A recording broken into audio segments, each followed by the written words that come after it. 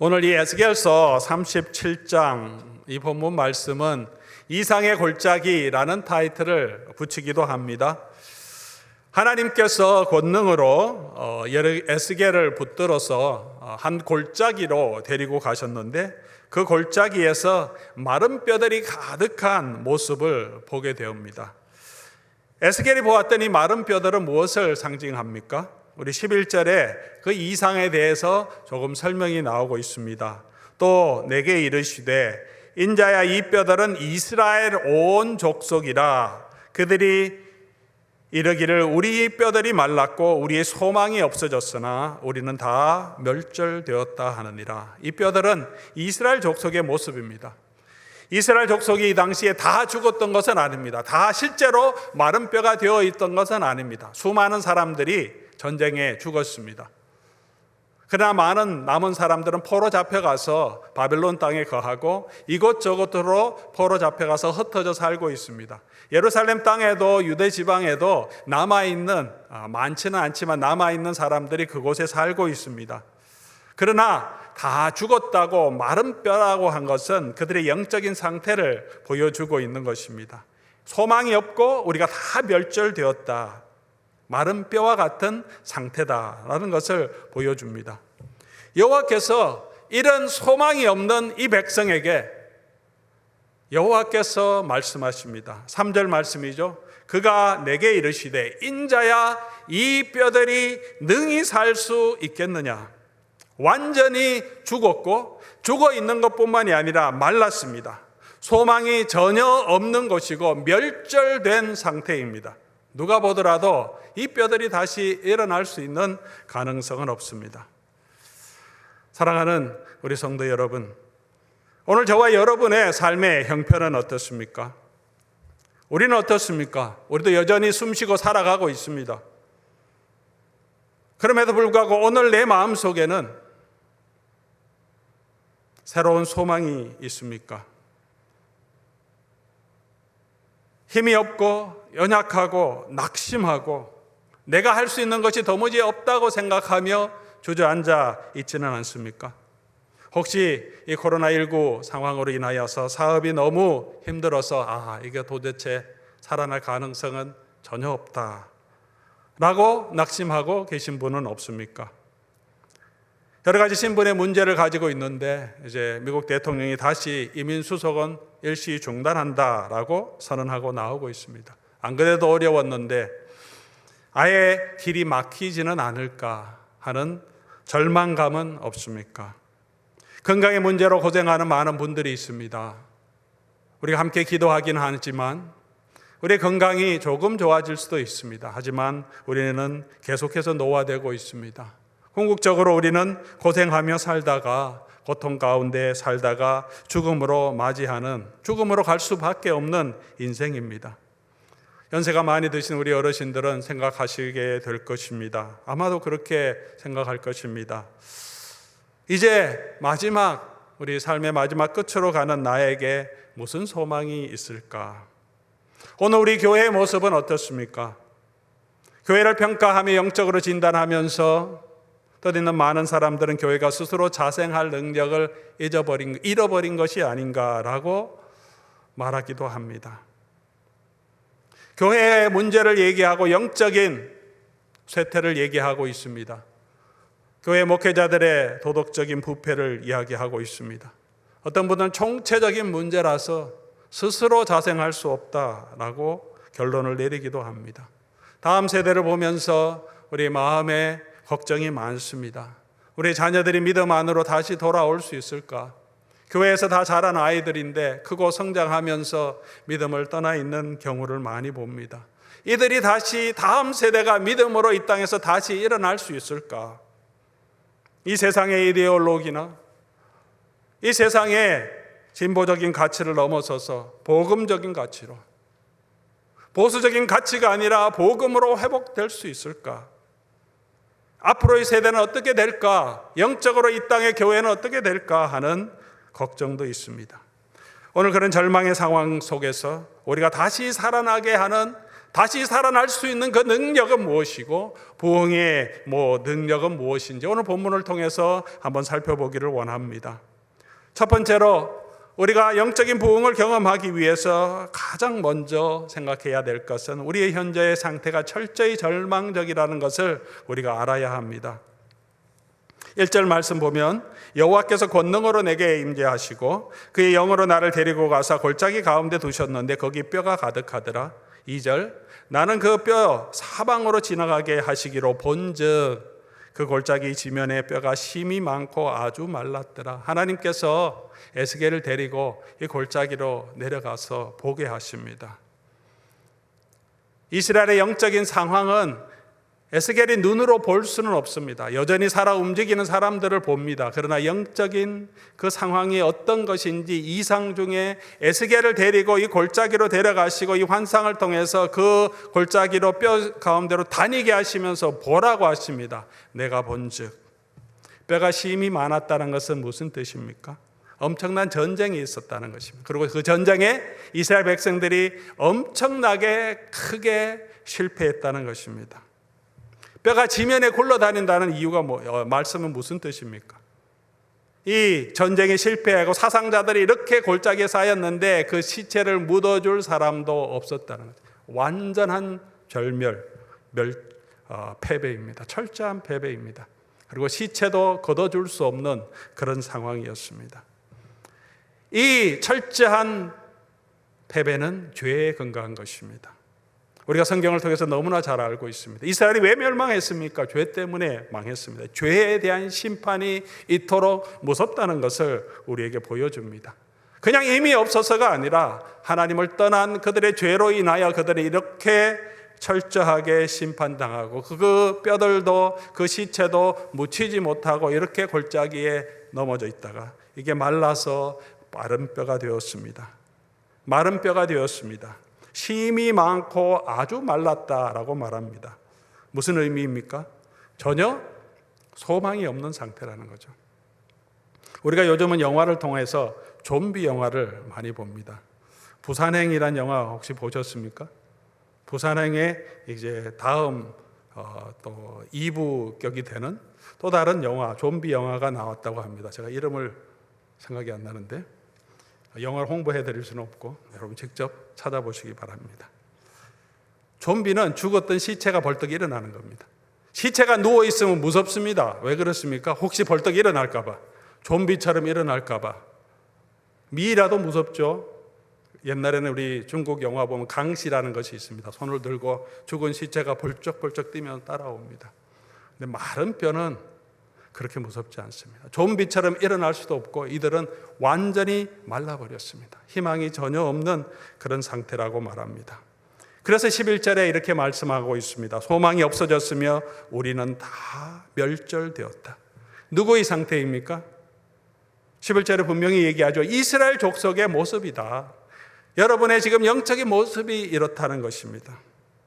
또한 이스라엘 모습뿐만이 아니라 본문에서 분명하게 드러나지 않지만 암시적으로 문맥 가운데서 우리에게 보여주는 것은 모든 인류의 영적인 상태, 모든 사람의 영적인 상태가 이렇다는 것을 우리에게 설명해 주고 있습니다. 어떻게 그렇게 할 수 있습니까? 먼저는 인자야라고 하는 이 부름을 통해서 알 수 있습니다. 하나님의 에스겔을 부를 때마다 인자야, 인자야 부릅니다. 인자라고 하는 것은 사람 인자 아들 자자를 씁니다. 한자로. 그냥 우리말로 풀어서 설명하면 사람의 아들아, 사람의 아들아 이렇게 부른 것입니다. 이 사람이라고 하는 이 히브리어 단어는 아담이라는 단어를 사용하고 있습니다. 아담은 첫사람의 이름이기도 하고 고유명사이기도 하고 아담이라고 하는 것은 히브리 말로 사람이라고 하는 일반 명사이기도 합니다. 보통 명사이기도 합니다. 그러니 인자라고 하는 것은 아담의 아들아 이렇게 부르는 것입니다. 이 말은 모든 사람을 지칭할 때 쓰는 히브리어의 방식입니다. 인자야, 왜 그렇게 하나님께서 이 에스겔을 부르겠습니까? 모든 사람을 향하여 하나님께서 말씀하고 계십니다. 인자야, 내가 뭐를 보느냐? 사람의 자녀들아, 이스라엘 백성을 넘어서서 모든 인류들아, 인생들아, 너희가 무엇을 보느냐? 너희 영적인 상태가 어떤지 보고 있느냐? 잘 먹고 잘 살고 치장하고 세상의 힘을 자랑하고 살아가고 있지만 너희들의 영적인 모습을 진정으로 보고 있느냐? 이 뼈들이 능히 살겠느냐? 인자야 라고 말씀하고 있습니다. 또 하나 우리가 이 말씀이 모든 사람들에게 대한 영적인 상태에 대한 것을 우리가 알 수 있는 또 하나의 방법은 오늘 이 본문과 하나님께서 사람을 첫 번째 창조하실 때 모습과 너무 유사성이 많다는 것입니다. 처음에 하나님이 사람을 창조할 때 흙으로 사람을 빚어지고 그 코에 생기를 불어넣으시니 사람이 생명이 된지라. 동일한 말씀과 패런을 오늘 37장 이 에스겔서에서 보여주고 있습니다. 말랐는데요, 흙은 아닌데 뼈다리 붙고 사람이 형체가 되었습니다. 근데 생명은 없습니다. 그곳에 생기를 불어넣으니 그 사람이 다시 이스라엘 백성, 영광스러운 하나님의 군대가 되었다, 그렇게 말하고 있습니다. 모든 사람이 이렇게 하나님의 영으로 새롭게 창조되는 모습을 우리에게 보여주고 계시는 것입니다. 우리 모두는 영적으로 이렇게 죽은 상태라고 말하고 있습니다. 죄의 결과로 그 심판을 받아서 하나님과 영적인 교제가 끊어져 있습니다. 이제 소망이 없습니다.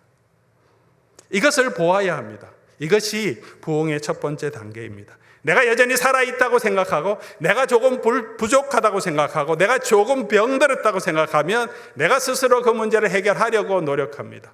모든 종교가 그렇습니다. 영적인 리뉴얼, 새로운 것들을 찾으려고 하는 수행이 모두 그렇습니다.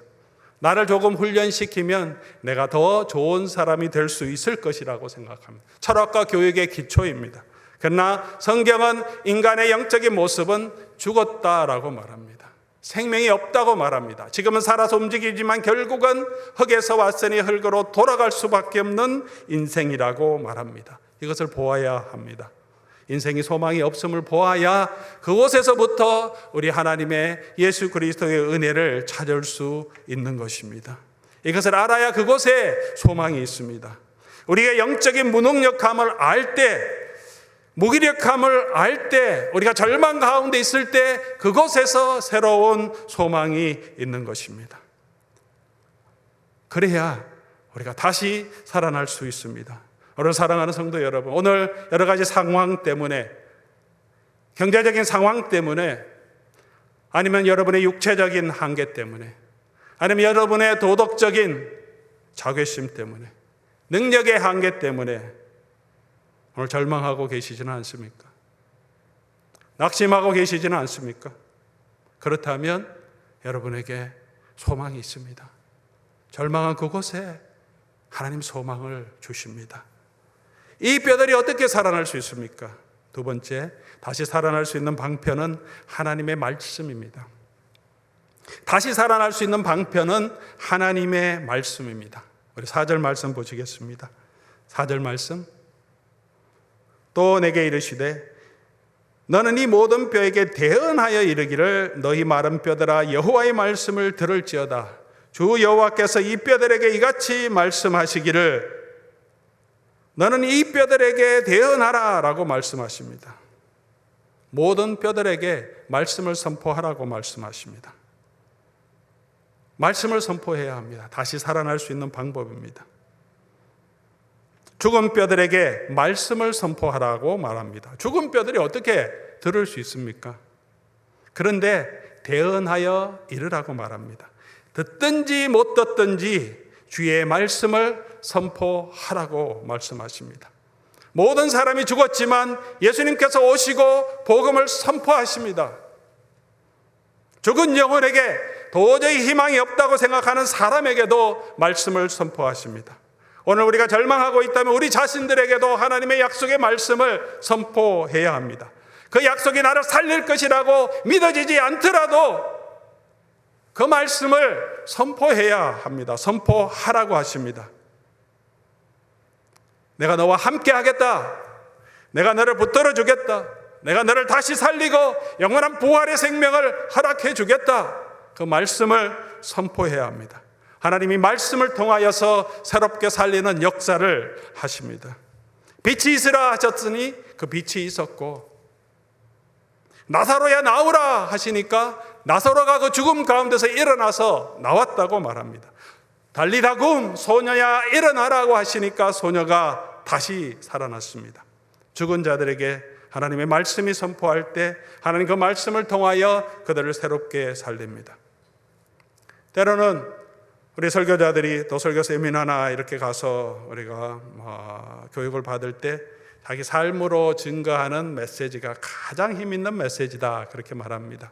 아마 여러분도 많이 공감하실 줄 압니다. 목회자가 자기 삶으로 살아본 그 말씀으로 경험한 그 말씀으로 증거할 때 그 말씀에 감동도 있고 능력이 있습니다. 맞는 말씀입니다. 그 말씀이 설득력이 있습니다. 그러나 말씀대로 다 살 수 있는 자가 어디에 있겠습니까? 그렇다면 전하지 말아야 합니까? 그렇지 않습니다. 그럼에도 불구하고 하나님의 말씀을 선포해야 합니다. 제가 이 말씀대로 다 살지 못합니다. 그럼에도 불구하고 말씀을 선포합니다. 바른 말씀을 바로 이해하고 바로 선포하려고 노력합니다. 그렇게 준비하고 그렇게 선포함을 통해서 그 말씀으로 하나님께서 저를 조금씩 변화되게 하시는 것을 느낍니다. 설교를 듣는다고 성도가 변화되지 않는다고 말들을 합니다. 성도들이 그렇게 말할 때도 있습니다. 그렇지 않다고 저는 생각합니다. 성도의 삶이 어떻게 변화됩니까? 복음이 어떻게 증거됩니까? 오늘 여러분의 삶이 그전보다 처음 예수 믿을 때보다 지금 어느 정도로 나아진 그 모습, 하나님을 믿고 소망하며 살아가는 그 믿음이 어디에서 나왔습니까? 그래도 10년 전보다는 조금 더 성숙한 나의 모습은 어디에서 나왔습니까? 말씀을 들음으로 그 말씀의 은혜 가운데 조금씩 변화된 것입니다. 우리는 말씀을 들음으로 변화됩니다. 그것밖에 없습니다. 전도할 때도 우리가 확신이 없을 때가 많습니다. 내가 믿는 대로 살지도 못하는데 내가 이 말씀 복음을 전하면 예수 믿으라고 하면 오히려 복음에 해가 되지 않을까 그런 생각이 들 때가 많습니다. 나부터 먼저 살아야지. 그렇게 생각하시는 분 많이 계시죠? 삶으로 보여줘야지. 뭐 맨날 예수 믿어라 그렇게 하냐. 삶으로 보여줘야지. 그렇게 다짐하기도 합니다. 잘하는 것입니다. 제대로 살아야 합니다. 그리스도인답게 비즈니스 하더라도 독일을 하지 않고 이분은 뭔가 좀 다르다. 이분은 정말 하나님을 경외하는 사람이구나. 가정에서도 우리의 삶이 좀 달라야 하지 않습니까? 달라야 합니다. 교회 봉사의 모습에도 달라야 합니다. 그런데 다 그렇게 살지 못하지만 다 못할 때가 있습니다. 노력하지만 다 말씀대로 살지 못하는 것이 우리의 현실입니다. 부족하지만 그럼에도 우리가 전해야 합니다. 다 살아서 그대로 증거할 수 있는 사람은 많이 없습니다. 내가 노력하지만 여전히 나는 부족하다. 나에게 죄성도 있다. 그래서 내가 예수를 믿는다. 예수님이 내 죄를 사해 주셨기 때문에 예수 그리스도 안에서 그나마 내가 이 정도로 살아가고 있다. 부족하지만 그래서 나는 여전히 예수밖에 바라볼 수 없다. 그것이 내 소망이다. 이 부족한 인간이 그래도 예수밖에 없어서 나는 예수를 믿는다. 당신도 예수를 믿으면 좋겠다. 부족하지만 우리의 삶의 모습으로 다 예수님을 보내줄 수 없을지라도 우리가 선포하는 그 말씀으로 하나님께서는 우리 가운데 역사하십니다. 나의 소망 되신 주를 기다립니다. 오늘은 노래가 잘 안 되네요. 나의 소망 되신 주를 기다립니다. 오늘 저를 좋아하는 찬송인데 건조해서 그런지 이 노래를 많이 합니다. 근데 스스로 속에 생각할 때가 있습니다. 나의 소망 되신 주라고 해놓고 걱정, 근심 다 맡기고 믿음으로 가야 되는데 얼마나 걱정하는 게 많은지 스스로 이런 생각이 듭니다. 그 노래 맨날 그 노래만 하면서 사회 삶은 못 사냐. 아마 그런 노래를 많이 한다면 아마 여러분 예수하면 남편이 여러분을 구박하실 수도 있을 겁니다. 아이고 노래는 잘하는데 맨날 걱정하고 그렇게 사냐. 그럼에도 우리가 분명히 선포해야 합니다. 내가 부족하고 두려워서 그래 노래한다. 안 그러면 내가 살 수 없으니까 두렵지만 그래도 나의 소망 되신 주님을 찬양하며 그 주님밖에 바라볼 수 없어서 노래한다고. 그러니 그 주님 당신도 소망으로 삼았으면 좋겠다고 우리가 말씀을 선포할 수 있습니다. 해야 합니다. 그 말씀이 내 능력이 아니라 그 말씀이 영혼을 변화시키는 능력이 됩니다.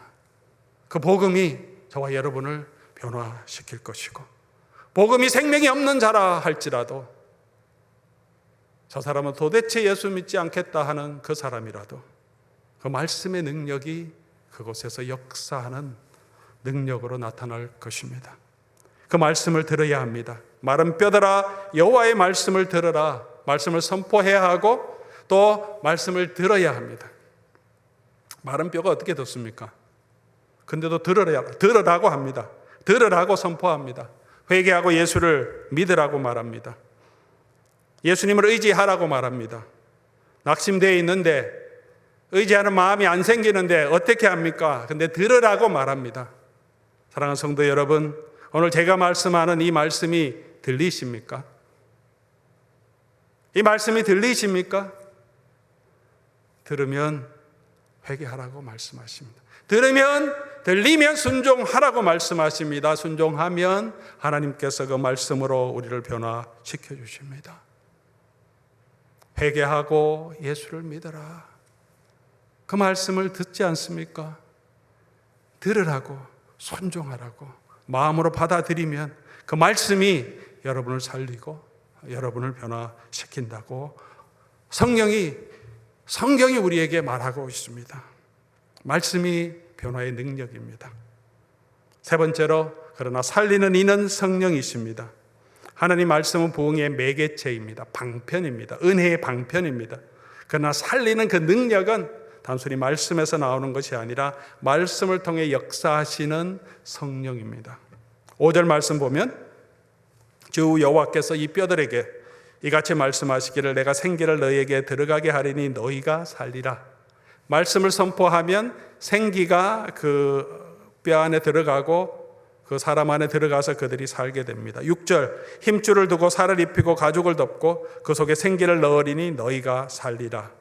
생기라고 오늘 에스겔서 37장에 말씀하고 있습니다. 이 생기하면 창세기 2장에 하나님께서 사람을 창조하시고 그 코에 생기를 불어넣으시니 하는 그 생기가 생각나실 것입니다. 그렇게 생각나십니까? 네. 그런데 이 창세기 2장 7절에 사용했던 이 생기와 오늘 이곳에서 사용하는 이 생기라는 단어는 한국말로 똑같이 써 있지만 히브리 말로는 다른 단어를 사용합니다. 창세기 2장에 사용됐던 그 생기, 호흡을 의미하는 느사마라는 단어를 사용합니다. 느사마. 그런데 오늘 이 본문에 사용하는 것은 루아크라는 단어입니다. 루아크도 호흡이라는 뜻, 숨이라는 뜻을 가지고 있지만 하나님의 영을 이야기할 때 이 루아크라는 단어를 주로 사용합니다. 창세기 1장 2절에 땅이 혼돈하고 공허하고 하나님의 영이 어디에 있습니까? 수면 위에 운행하시니 이 하나님의 영 할 때 그 영이란 단어가 루아크입니다. 하나님의 영이 수면 위에 운행하시니. 오늘 본문에서 사용하는 생기를 불어넣으시니 하는 것은 이 루아크, 하나님의 영을 의미합니다. 왜 그렇습니까? 37장 1절에 이렇게 말하죠. 내가 임재하고 여호와께서 권능으로 내게 임재하시고 그의 영으로 나를 데리고 가시니, 하나님의 영을 이야기하죠. 그의 영으로 에스겔을 데리고 갔습니다. 이상의 골짜기, 이 뼈가 있는 골짜기로. 이 영이란 단어를 루아크를 사용합니다. 동일한 본문 안에 같은 루아크를 사용하는 거죠. 그리고 14절로 가면 내가 또 내 영을 너희 속에 불어넣어 주겠다.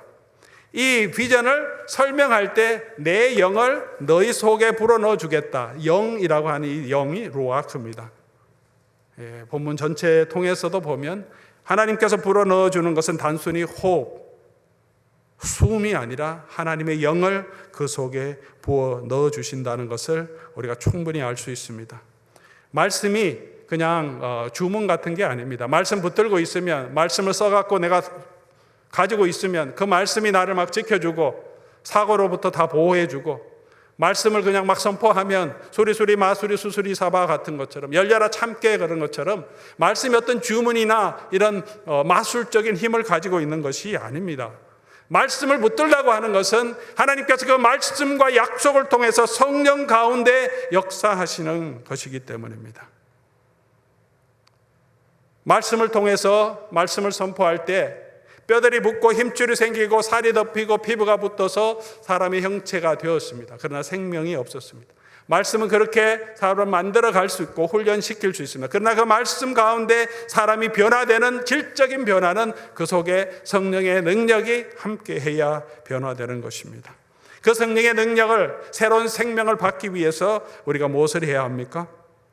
어떻게 해야 합니까? 우리 신약 성경에 특별히 성령에 임재하고 성령이 처음 초대교회 공동체를 어떻게 변화시켰는지를 보면 우리가 알 수 있습니다. 우리 사도행전 1장으로 잠깐 넘어가서 여러분 성경책 가지고 계시면 한번 살펴보시기 바랍니다. 먼저 성령의 충만을 받기 위해서 우리는 하나님의 약속을, 하나님의 말씀을 붙들어야 합니다. 그 약속을 붙들어야 합니다. 사도행전 1장 8절 말씀, 우리가 잘 아는 말씀이죠. 성령이 너희에게 임하시면 너희가 권능을 받고, 약속입니다. 아직 권능을 주시지 않았습니다. 그런데 제자들이 어떻게 성령의 권능을 받았습니까? 이 약속을 믿고 기다리며 기도했습니다. 이 약속의 말씀을 붙들었습니다. 성령의 충만을 받기 위해서는 하나님이 우리에게 주신 약속을 붙들어야 합니다. 그리고 한 마음으로 기도해야 합니다. 두 번째, 그래서 제자들이 어떻게 합니까? 사도행전 1장 14절 말씀 보니까 사도들이, 13절에는 사도들이 나옵니다. 14절, 여자들과 예수의 어머니 마리아와 예수의 아우들과 더불어 마음을 같이하여 오로지 기도에 힘쓰니라. 그들만 있었던 것이 아닙니다. 우리 15절 가서 보면 모인 무리의 수가 약 120명이다. 거의 대부분의 마지막까지 예수님을 따랐던 120명의 성도들이 사도와 예수님의 어머니와 막달라 마리아와 예수님의 형제들과 함께 모여서 기도했습니다.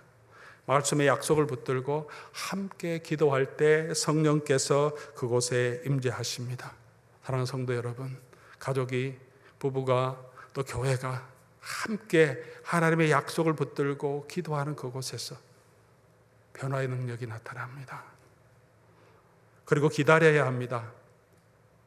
사도행전 2장 1절 보면 바로 성령이 임한 것이 아닙니다. 기도하니까 성령의 능력이 바로 임한 것이 아닙니다. 그건 10일을 기다립니다. 예수님이 부활하신 후에 오순절 때까지 기다립니다. 오순절 날이 이름에 그들이 다 같이 한 곳에 모였을 때 성령께서 능력으로 임합니다. 그 날이 이르면, 때가 이르면 하나님께서 약속하신 그 일을 이루십니다.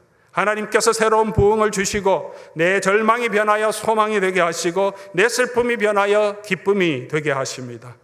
허무한 삶이 아니라 그리스도 안에서 주시는 참된 만족과 위로를 허락해 주십니다. 사랑하는 성도 여러분, 우리가 이 약속을 붙들고 함께 기도하는 저와 여러분 될 수 있기를 바랍니다.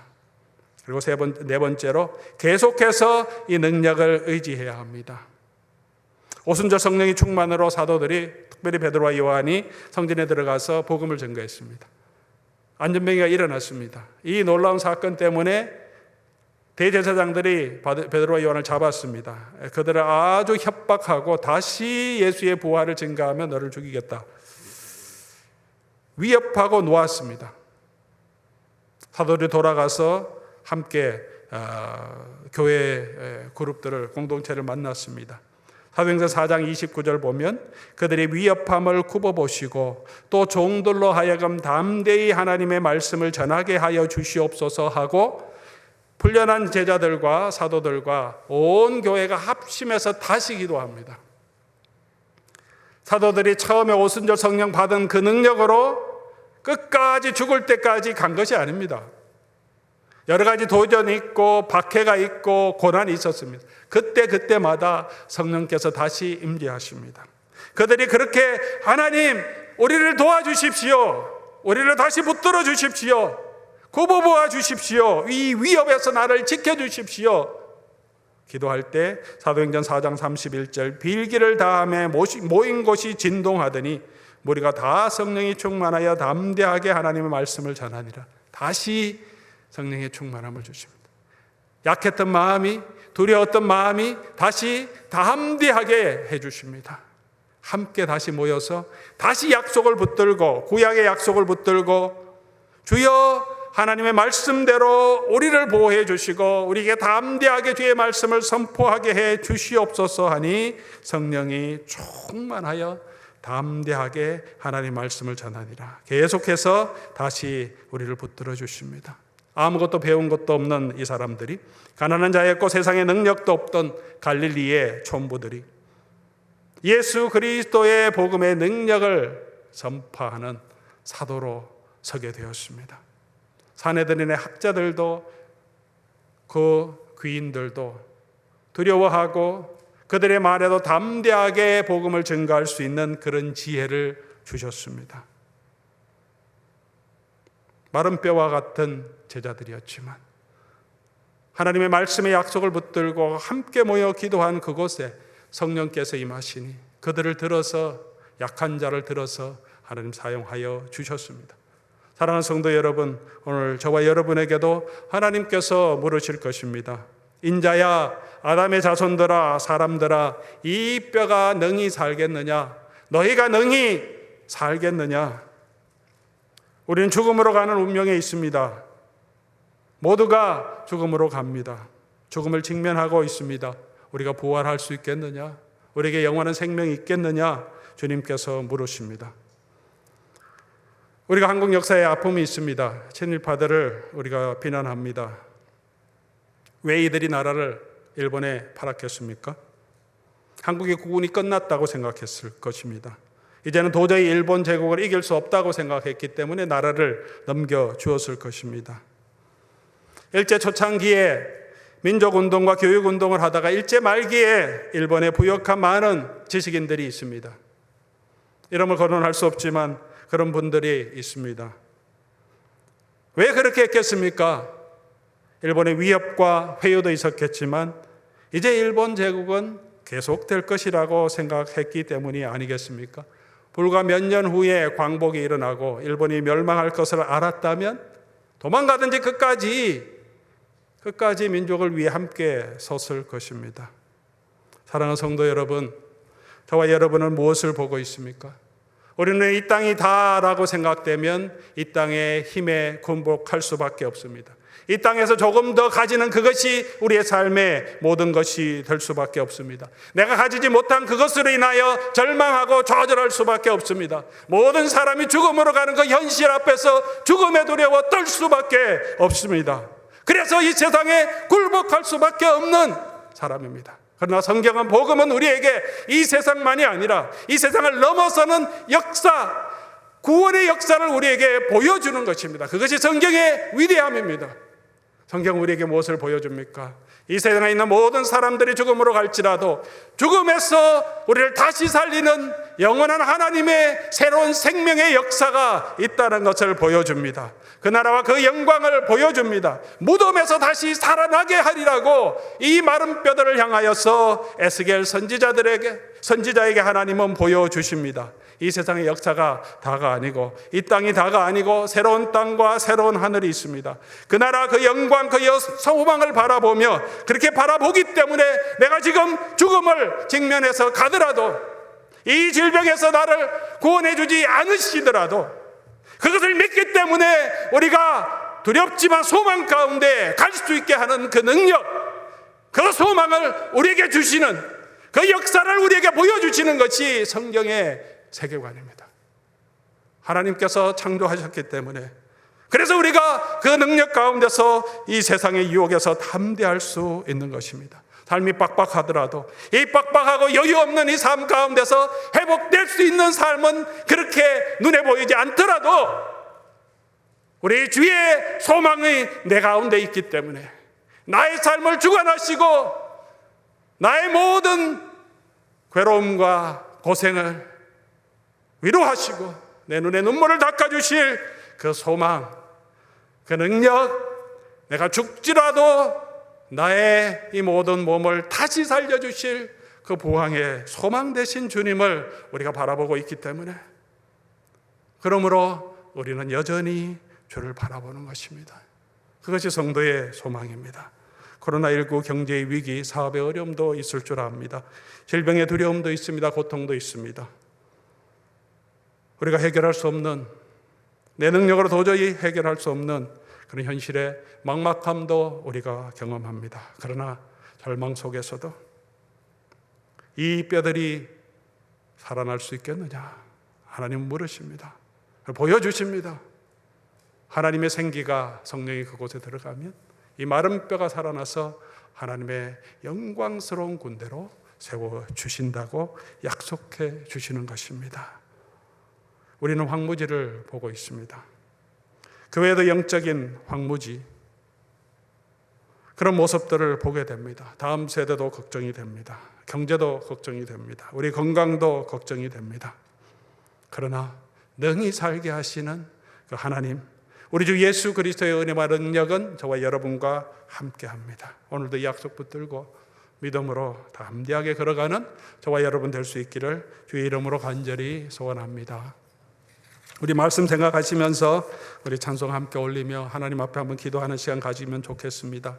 오소서 진리의 성령님, 이 땅 흔들며 임하소서. 거짓과 탐욕 무너진 우리 가슴 정결케 하소서. 이 땅의 황무함을 보시고 우리를 다시 한번 새롭게 주의 영광 바라보며 걸어갈 수 있도록 붙들어 주시옵소서 하는 마음으로 함께 찬양하겠습니다.